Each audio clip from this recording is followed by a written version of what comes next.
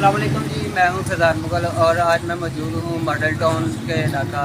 ये आप मेरे पीछे देख सकते हैं कैपिटल रोड है और ये पूरा का पूरा रोड जो है टूट फूट का शिकार है। और इसके अलावा आप ये साइड पे देख सकते हैं किस तरह पानी जमा है।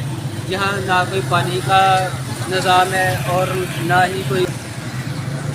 ही इधर कोई पानी का निकासी का निज़ाम है और ना ही ये कोई रोड राह गुजरने वाले सारे दुश्वार है इधर से।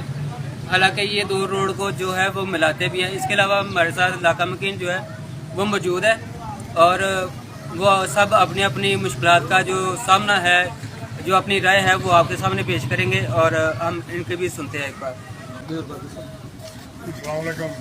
जनाब सब तो बहुत ही तकलीफ है कि इतने जो बारिश आती है सारा पानी इकट्ठा हो जाता है, ना कोई नाले का बंदोबस्त है।